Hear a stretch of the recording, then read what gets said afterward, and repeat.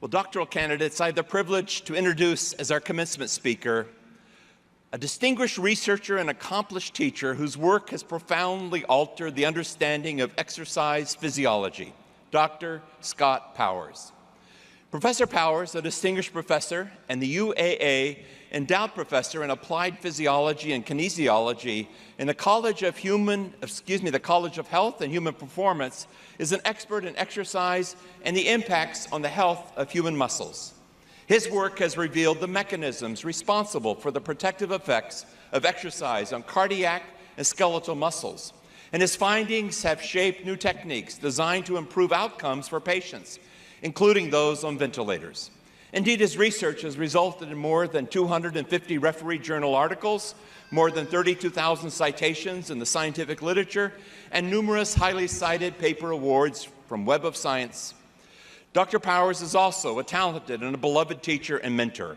He's one of the most highly rated teachers in his college and was recognized by the university for the 2016-17 UF Teacher Scholar of the Year Award. His graduate students and postdoctoral fellows have gone on to positions at Duke, Yale, Emory, and numerous other universities, nationally and globally. And he's developed courses and authored two best-known college textbooks in his discipline. Professor Powers earned his doctorate in physiology from Louisiana State University in 1985, and he's been at the University of Florida since 1988. Will you please join me in welcoming our own commencement speaker, Dr. Scott Powers.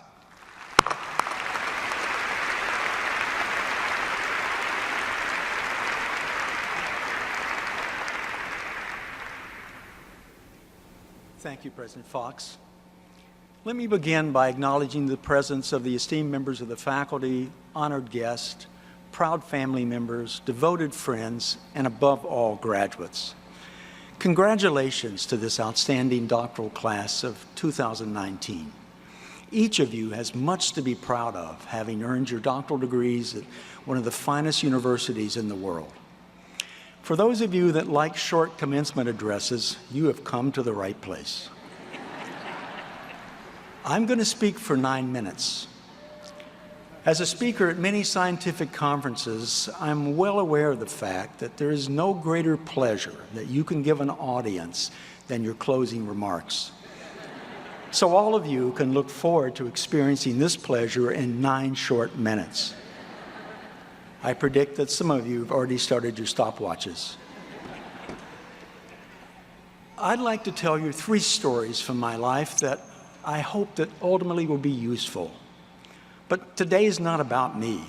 It's about you and your incredible accomplishments and your choices and your path ahead. My first story concerns passion in the French Riviera. No, it's not what you're thinking.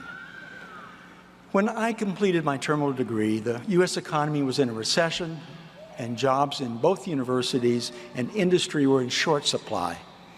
I applied for almost every job available, and I was lucky enough to secure 2 offers. One of the offers was in industry.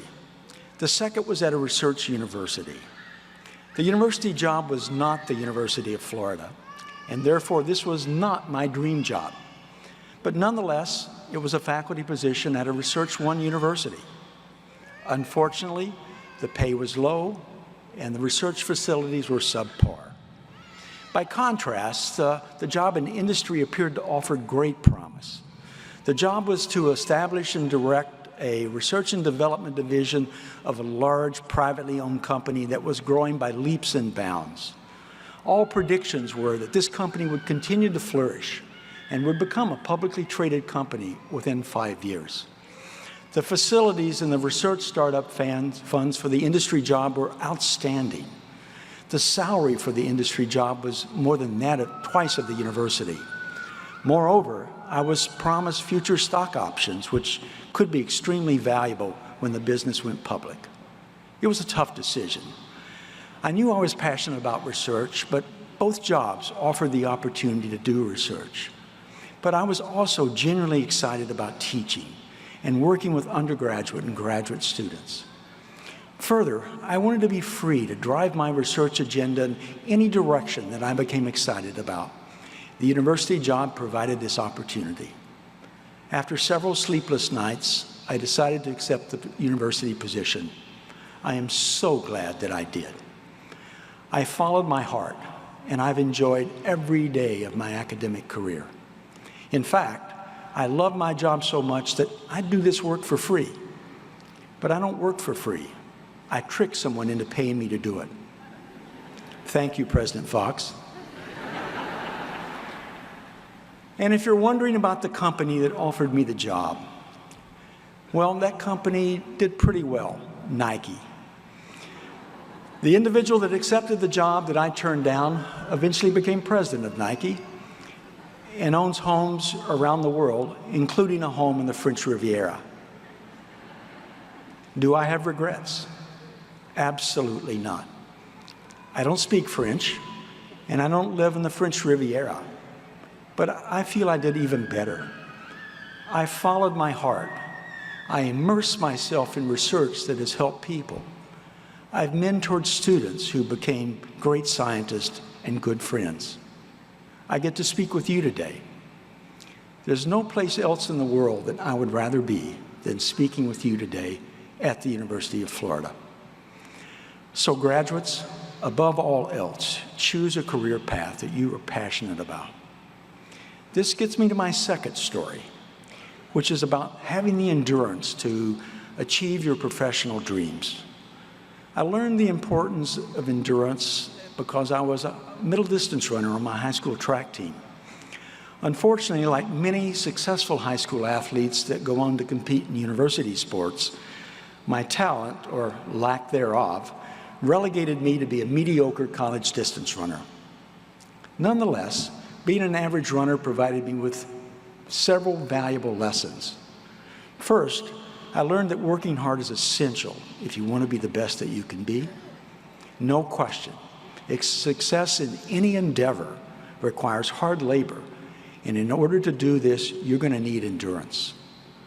Another valuable lesson that I gathered from athletics was that being an average runner provided me with the opportunity to discover my professional craving. My field of research and teaching is exercise physiology, and I became enthusiastic about this field because I wanted to understand the biological explanation as to why everybody could beat me on the track. As it turns out, the answer to this question is very simple. If you want to be a world-class endurance athlete, you have to choose your parents very wisely. No question. Genetics is an essential role in becoming a world-class athlete. And while I was very fortunate to have wonderful parents that encouraged me to pursue my dreams, neither of my parents was a world-class endurance athlete, and consequently, neither was I. Participating in distance running provided me with another gift. The additional bonus was that as a student of exercise physiology, I learned about the positive impact that lifelong exercise has on good health. In fact, regular exercise is the only health behavior that has been demonstrated to reduce all-cause mortality in humans.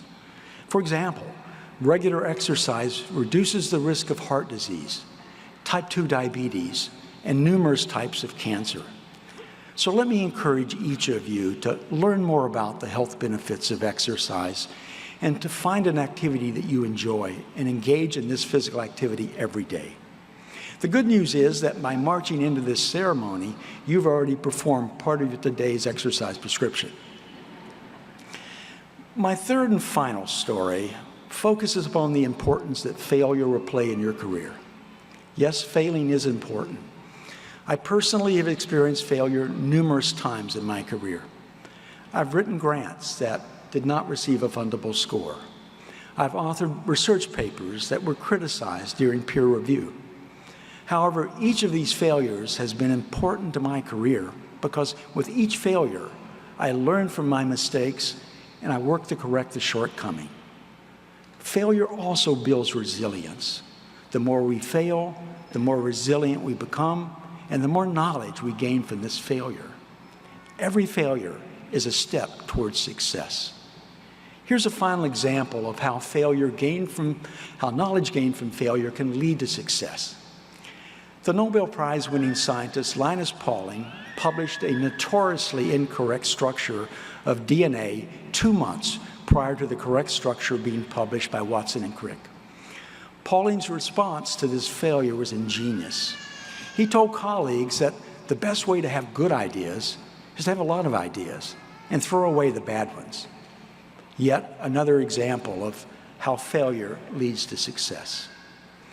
Let me close by reminding you that today is a day of celebration, a day for each of you to celebrate the fact that your hard work and dedication got you to this moment. Today is also a day for you to give thanks. Thanks to the many people that helped you reach your goal of completing your doctorate. So let me encourage you to take the time to thank your family, your friends, your teachers, your graduate school mentors for their support during your educational journey at the University of Florida. Remember that your time is limited, so don't waste it doing something that you're not enthusiastic about. Also remember that you're in control of your life through choices and decisions. So find your passion, have the endurance to pursue this craving, and don't be afraid of failure. Indeed, failure is nothing more than an opportunity to learn and grow. Thank you very much, and congratulations, and go Gators.